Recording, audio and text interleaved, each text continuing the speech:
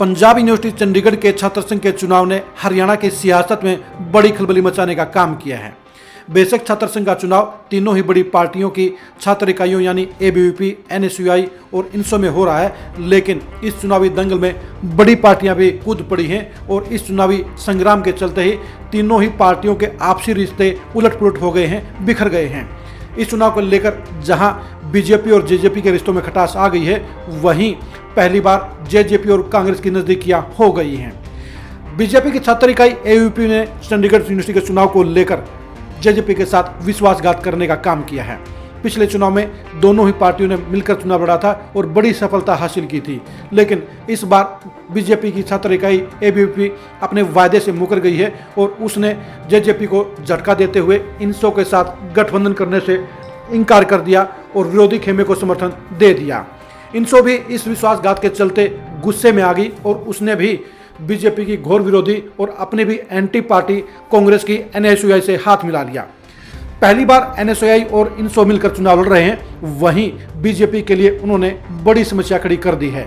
ABVP को चुनाव जीतने के लिए जहां विरोधी खेमे का हाथ मिलाया है, वहीं इनसो ने एनएसयूआई के साथ मिलकर उसे कड़ी चुनौती देने का काम किया है। अब दोनों ही पार्टियों के रिश्ते साफ तौर पर अलग हो गए हैं। प्रदेश की बीजेपी और जेजेपी सरकार मिलकर चला रही हैं, वहीं दूसरी तरफ कांग्रेस दोनों की विरोधी है। लेकिन बीजेपी की छात्र इकाई एबीवीपी ने इनसो के साथ मिलकर चुनाव लड़ने से इनकार कर दिया।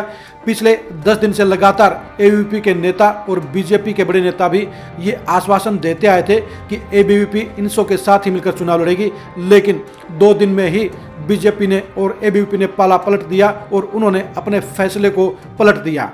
अब एबीवीपी ने इनसो की बजाय इनसो के विरोधी खेमे के साथ हाथ मिलाया है और छात्र संघ में मिलकर चुनाव लड़ रहे हैं। इनसो के लिए हालात बिल्कुल बुरे हो गए, चुनौती बढ़ गई, क्योंकि इनसो अभी तक एबीवीपी के साथ मिलकर ही चुनाव लड़ने के प्लानिंग कर रही थी, चुनाव लड़ने की तैयारी कर रही थी, लेकिन एकदम से हुए इस विश्वासघात के चलते इनसो में खलबली मच गई और इनसो ने भी पलटवार करते हुए एनएसयूआई के साथ चुनावी गठबंधन कर लिया। छात्र संघ के चुनाव में पहली बार जहां एबीवीपी के सामने एनएसयूआई और इनसो मिलकर चुनाव लड़ रहे हैं, यानी दोनों ही गठबंधनों के बीच में तगड़ा मुकाबला हो गया है और एनएसयूआई और इनसो के मिलकर चुनाव लड़ने के चलते एबीवीपी के लिए अब चुनाव जीतना बेहद मुश्किल हो गया है। लेकिन सबसे बड़ी बात यह है कि इस छात्र संघ के चुनाव का हरियाणा की पॉलिटिक्स पर बड़ा असर पड़ता हुआ नजर आएगा। ये सभी जानते हैं कि हरियाणा के पॉलिटिक्स के अंदर जहां इसमें बीजेपी और जेजेपी मिलकर सरकार चला रहे हैं, वहीं कांग्रेस विरोधी पार्टी है। 2024 के चुनाव को लेकर कांग्रेस हरियाणा की सत्ता में आना चाहती है और वो बीजेपी और जेजेपी को कड़ी चुनौती दे रही है।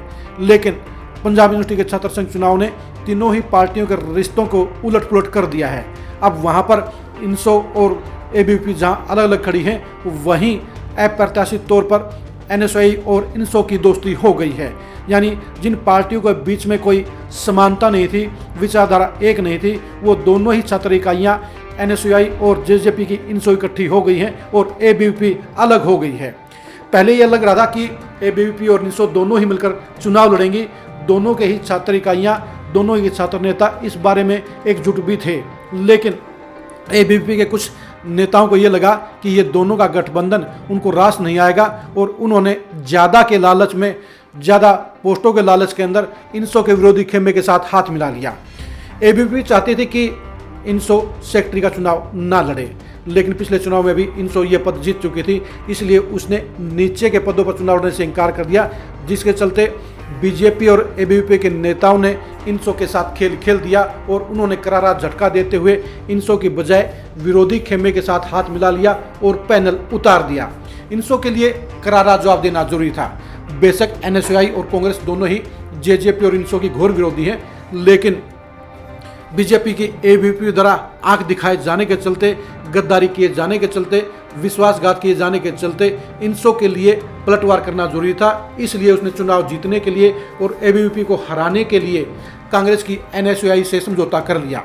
अब देखने की बात यह है कि दोनों खेमों के बीच में इस शक्ति प्रदर्शन का क्या परिणाम होगा और कौन सा गठबंधन जीत पाएगा। लेकिन एबीवीपी का इनसो को झटका देना और इनसो का एनएसयूआई को समर्थन देना पहली बार छात्र संघ के चुनाव में एक नई पहली, एक नई शुरुआत बनकर सामने आया है। इस चुनाव का लेकर आप क्या कहेंगे? यानी 2024 के चुनाव में अगर बीजेपी ने जेजेपी के साथ कोई खेल खेलने का काम किया तो ऐसे में क्या कांग्रेस और जेजेपी साथ में आ पाएंगे? अगर हम पंजाब यूनिवर्सिटी छात्र संघ के चुनाव को गहराई से देखें तो ये एक नया गठबंधन बनता हुआ, एक नया समीकरण बनता हुआ नजर आ रहा है। यानी जेजेपी ने इनसो के जरिए बीजेपी को ये संदेश दे दिया है कि अगर पंजाब यूनिवर्सिटी की तरह अगले हरियाणा विधानसभा के चुनाव को लेकर भी बीजेपी ने जेजेपी के साथ कोई खेल खेलने का काम किया तो वो भी वही तरीका अख्तियार करने का काम करेगा जो उसने पंजाब यूनिवर्सिटी के चुनाव में आजमाया है। यानी खराब हालात में, बदले हुए हालात में और बीजेपी द्वारा झटका दिए जाने के बाद जेजेपी 2024 के चुनाव में कांग्रेस के साथ गठबंधन कायम करने के विकल्प पैदा कर गई है।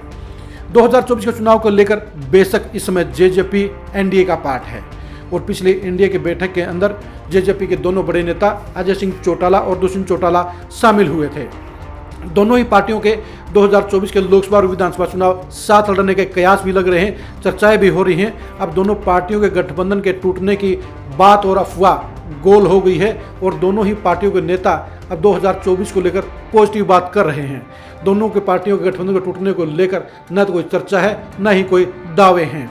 लेकिन इसके बीच में पंजाब यूनिवर्सिटी का चुनाव दोनों ही पार्टियों के रिश्तों को खटास में घोलने का काम कर गया है और दोनों के रिश्ते को एक बार फिर से बिगाड़ दिया है। जेजेपी जहां इनसो के जरिए पंजाब यूनिवर्सिटी में एबीवीपी के साथ मिलकर एक बड़ी ताकत बनना चाहती थी, वहीं बीजेपी की एबीवीपी ने इनसो को करारा झटका देकर विरोधी खेमे के साथ लामबंदी कर ली। इनसो को ये धोखाधड़ी रास नहीं आई क्योंकि लगातार पिछले कई दिनों से दोनों ही छात्र संगठन मिलकर चुनाव लड़ने के दावे कर रहे थे और इनसो को पूरा भरोसा था कि पिछली बार की तरह एबीवीपी के साथ मिलकर चुनाव लड़ेगी और एनएसयूआई को हराने का काम करेगी। लेकिन एबीवीपी के नेताओं की कुछ चालबाजी अलग ही थी। उन्होंने इनसो को झटका देते हुए उसके साथ पहले की संभावनाओं को, पहले की दोस्ती को खत्म करते हुए विरोधी खेमे का साथ दिया और उनके साथ मिलकर चुनाव में उतरने का ऐलान कर दिया। इनसो के पास टाइम नहीं था। दूसरी तरफ एनएसयूआई को भी जीत हासिल करने के लिए एक मजबूत खेमे के, एक मजबूत स्टूडेंट यूनियन की जरूरत थी। ऐसे में इनसो से बेहतर उसके पास भी विकल्प नहीं था।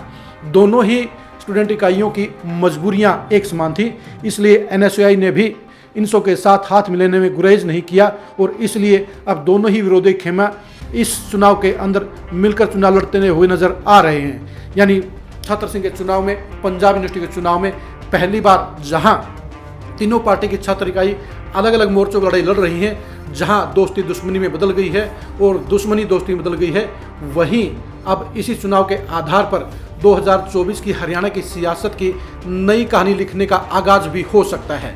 क्योंकि अभी तक ये लग रहा था कि किसी भी सूरत में कांग्रेस के साथ जेजेपी नहीं जाएगी, लेकिन जिस तरह से पंजाब यूनिवर्सिटी के चुनाव के अंदर बीजेपी ने जहां इनसो को अलग कर दिया है, एंड टाइम पर धोखा देने का काम किया है, एंड टाइम पर झटका देने का काम किया है, वहीं जेजेपी की इनसो ने भी तुरंत एक्शन लेते हुए एनएसयूआई के साथ गठबंधन करने में कोताही नहीं बरती है।